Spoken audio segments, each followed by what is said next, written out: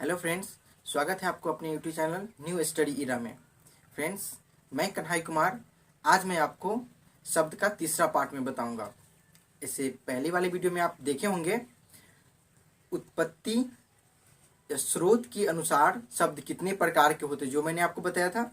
और एक और बताए थे व्युत्पत्ति के अनुसार शब्द कितने प्रकार के होते हैं। आज मैं तीसरा टॉपिक है, इसका तीसरा है ये शब्द का तीसरा, रूप या प्रयोग के आधार पर शब्द के कितने प्रकार होते हैं। ये मेरा टॉपिक है आज का। तो देखेंगे रूप या प्रयोग के आधार पर शब्द दो प्रकार के होते हैं। रूप या प्रयोग के आधार पर, यूज के अनुसार शब्द दो प्रकार के होते हैं। एक है विकारी शब्द और दूसरा है अविकारी शब्द। पहला विकारी शब्द और दूसरा अविकारी शब्द। अब विकारी शब्द क्या होते हैं, कैसे जानेंगे कि ये विकारी शब्द है और कैसे जानेंगे कि ये अविकारी है। एकदम आसान है इसको समझना। विकारी और अविकारी को समझना आसान है। अगर आपको इसका परिभाषा याद नहीं है ना, अगर आप विकारी का परिभाषा नहीं जानते हैं तो आप इसके एग्जाम्पल से और इसके नोट्स से भी आप समझ सकते हैं कि ये विकारी शब्द है। इसे देखेंगे, विकारी शब्द में लिखे हैं वे शब्द जिनमें लिंग, वचन एवं कारक के आधार पर मूल शब्द का रूपांतरण होता है। वैसा शब्द जिनमें लिंग, वचन एवं कारक के आधार पर मूल शब्द का रूपांतरण हो जाता है, उसे विकारी शब्द कहते हैं। मूल शब्द कहने का मतलब क्या, जो इसका मेन शब्द होता है। जैसे मेन शब्द में क्या हो सकता है, संज्ञा हो सकता है, सर्वनाम हो सकता है, या फिर क्रिया हो सकता है, विशेषण हो सकता है। इन सब में जो परिवर्तन होता है ना, उसी को हम विकारी शब्द कहेंगे। जैसे आप यहाँ देख सकते हैं लड़का पढ़ रहा है, तो यहाँ पे लड़का पढ़ रहा है, तो इसमें मूल शब्द क्या है, मेरा लड़का आ गया, मेरा मूल शब्द। तो ये मूल शब्द में जो है लिंग के अनुसार जब परिवर्तन हो रहा है तो लड़का यहाँ पे बन गया लड़की। लिंग परिवर्तन करे तो लड़का पढ़ रहा है, तो यहाँ हो गया लड़की पढ़ रही है, लिंग परिवर्तन हुआ।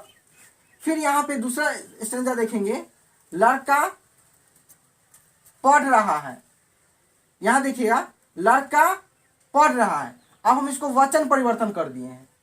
पहला तो लिंग के अनुसार परिवर्तन किए हैं, अब दूसरा वचन के अनुसार परिवर्तन करते हैं। तो लड़का पढ़ रहा है तो क्या हो गया, लड़के दौड़ रहे हैं या लड़के पढ़ रहे हैं। आप यहाँ पे दौड़ने का जगह पढ़ लिख दीजिएगा तो ये कोई दिक्कत नहीं है। आपके जैसे यहाँ पे आप पढ़ लिखे हैं पढ़ना, अब यहाँ पे दौड़ना लिख दिए, उससे कोई दिक्कत नहीं है। मेरा मूल शब्द देखना है कि वचन के अनुसार परिवर्तन हो रहा है कि नहीं हो रहा है। अगला देखिएगा, यहां लिखा हुआ है लड़के के लिए आम लाओ, लड़के के लिए आम लाओ। जब हम इसका कारक परिवर्तन करेंगे, कारक की परिवर्तन करेंगे तो यहाँ क्या हो जाएगा, कारक परिवर्तन में लड़कों के लिए आम लाओ। यहाँ लड़के के लिए आम लाओ, आया हो गया लड़कों के लिए आम लाओ। तो ये मेरा विकारी शब्द है। फिर से देखेंगे इसको, वे शब्द जिनमें लिंग, वचन एवं कारक के आधार पर मूल शब्द का रूपांतरण हो जाता है, यानी मूल शब्द का परिवर्तन हो जाता है, उसे हम विकारी शब्द कहेंगे। जैसे एग्जांपल आपके सामने रखा हुआ है। इसका नोट जो है ना, ये बहुत ही इंपॉर्टेंट है। अगर हम इसी को याद रखेंगे, इसी नोट्स को याद रखेंगे, तो हमें पता चल जाएगा कि इसे कौन विकारी होता है, कौन अविकारी होता है। तो आप नोट को याद रखेंगे। जैसे संज्ञा, जितना भी संज्ञा शब्द होगा वो सब विकारी शब्द हो जाएगा। जितना भी संज्ञा शब्द आएगा सब विकारी होगा। जो भी सर्वनाम शब्द आएगा वो सब विकारी होगा। विशेषण शब्द जो भी होगा वो सब विकारी होगा। क्रिया शब्द जो भी होगा वो सब विकारी होगा। ये सब शब्द जो है ना, से विकारी शब्द कहलाते हैं। संज्ञा में तो जानते हैं कोई भी नामधारी शब्द होता है वो सब संज्ञा शब्द कहलाते हैं, तो ये विकारी हो जाएगा। कुछ नाम बोलेंगे वो सब विकारी शब्द हो जाएगा। सर्वनाम में जो संज्ञा के स्थान पर यूज होता है, जो संज्ञा के बदले में प्रयोग किए जाते हैं, उसे सर्वनाम कहते हैं। जैसे मैं, तुम, यह, वह, ये सब जो है सर्वनाम है, तो ये मेरा हो जाएगा विकारी शब्द। विशेषण तो आप जानते हैं, जो संज्ञा सर्वनाम की विशेषता बताता है उसे विशेषण कहते हैं। तो विशेषण में अच्छा, बुरा, सुंदर, खराब, बढ़िया, ये सब विशेषण हुआ, विशेषता बता रहा है, तो ये मेरा हो गया विकारी शब्द। अब देखिए क्रिया शब्द। क्रिया तो जानते हैं, जो काम का बोध करा उसे क्रिया कहते हैं। पढ़ना, लिखना, सोना, खेलना, कूदना, आना जाना, ये सब क्रिया होता है। तो ये सारे शब्द जो होते हैं ना, ये विकारी शब्द होते हैं। ये सब शब्द विकारी होते हैं। तो विकारी को भी हम देखे हैं। अब देखते हैं अविकारी शब्द को। तो अब देखते हैं अविकारी शब्द को। विकारी तो देख लिए ना, अब देखते हैं अविकारी। अविकारी शब्द यानी जिन शब्दों का प्रयोग मूल रूप में होता है। जिन शब्दों का प्रयोग मूल रूप में कहने का मतलब जो शब्द जिस रूप में है ना उसी रूप में उसको प्रयोग करना है, उसी रूप में उसको रहना है, न उसको लिंग के अनुसार बदलना है, न वचन के अनुसार बदलना है, न कारक के अनुसार बदलना है। जिन शब्दों का प्रयोग मूल रूप में होता है और लिंग वचन व कारक के आधार पर उनमें कोई परिवर्तन नहीं होता, जैसा शब्द दिया हुआ उसको यूं ही प्रयोग कर देना, उसी तरह लिख देना है। अर्थात जो शब्द हमेशा एक से रहते हैं, मतलब उसमें कोई चेंजिंग नहीं होता, जैसा है वैसा ही रहेगा, वे अविकारी शब्द कहलाएंगे।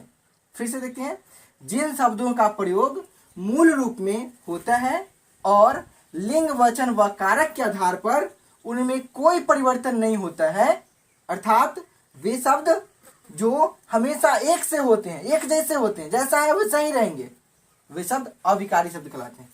जैसे आप देखिए ये आज लिखा हुआ है, जब भी हम शब्द का आज का प्रयोग करेंगे किसी भी सेंटेंस में किसी भी जगह पे, तो इसका कोई चेंज लिंग वचन के आधार पर इसको करेंगे क्या? नहीं, जैसा है ना वैसा ही लिखेंगे। कल जैसा वैसा ही लिखाएगा, आहा ये जैसा वैसा ही लिखेगा। तो इस प्रकार के जो शब्द आते हैं वो मेरा अविकारी शब्द होते हैं। अविकारी शब्द में कैसे जानेंगे कि ये अविकारी शब्द है और कैसे जानेंगे कि ये विकारी शब्द है। विकारी और अविकारी शब्द को अगर चुनने के लिए कहा जाए, अलग अलग करने के लिए कहा जाए, तो इसका नोट ही बहुत कारगर होता है। इसका नोट पर ध्यान देंगे। जैसे मैंने विकारी शब्द का नोट आपको लिखा था, बताया है, उसी प्रकार से आप अविकारी शब्द का नोट को ध्यान रखेंगे। अविकारी शब्द में होता है जो क्रिया विशेषण जितना भी होता है, जो भी क्रिया विशेषण अवयव होते हैं वो सब अविकारी शब्द कहलाते हैं। जो भी क्रिया विशेषण अवयव होते हैं वो सब क्या होते हैं? अविकारी। जैसे आज क्रिया विशेषण में आज, कल, अब, कब, परसों, तरसों, ये सब हो गया मेरा क्रिया विशेषण। संबंध बोधक अवयव जिसको प्रीपोजिशन कहते हैं, संबंध बोधक अवयव, इस संबंध बोधक अवयव जो भी रहेगा प्रीपोजिशन वाले शब्द वो सब मेरा अविकारी शब्द कहलाएंगे। जैसे में, से, पर, के ऊपर, के नीचे, इस तरह का जो भी शब्द होते हैं उसको संबंध बोधक अवयव कहते हैं। तो ये मेरा हो गया अविकारी शब्द। अब देखते हैं समुच्चय बोधक अवयव। समुच्चय बोधक यानी ज्वाइनिंग कंजक्शन जिसको कहते हैं, यानी जो सेंटेंस और शब्द को जोड़ने का काम करते हैं, वो शब्द हमारा हो गया अविकारी शब्द।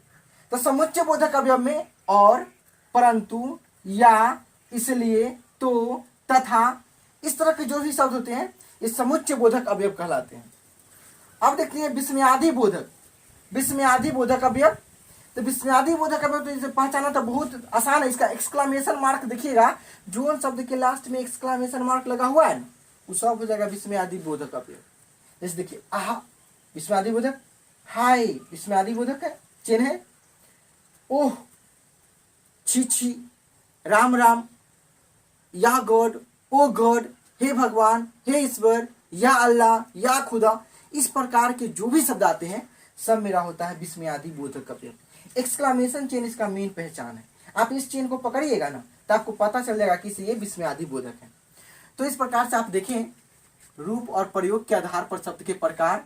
तो रूप और प्रयोग के आधार पर शब्द के दो प्रकार होते हैं, विकारी शब्द और अविकारी शब्द। विकारी शब्द का मूल शब्द जो होता है लिंग वचन व कारक के आधार पर उसमें परिवर्तन होता है, वो विकारी शब्द होता है। लेकिन अविकारी शब्द में लिंग वचन व कारक के आधार पर कोई परिवर्तन होता है, जो शब्द जैसा होता है उसको वैसे ही हम उसको प्रयोग में लाते हैं, वो मेरा अविकारी शब्द कहलाता है। जैसे मैं आपके सामने एग्जाम्पल सब रखा हुआ है, आप इस तरह से आप एग्जाम्पल की सहायता से आप इसको पढ़ के अच्छी तरह से आप समझ सकते हैं। तो आज का मेरा टॉपिक रूप और प्रयोग के आधार पर शब्द को कैसे हम अलग किए हैं ये रहा। अगर मेरा वीडियो आपको अच्छा लगा हो तो आप मेरे चैनल को लाइक, सब्सक्राइब और शेयर जरूर करेंगे। धन्यवाद।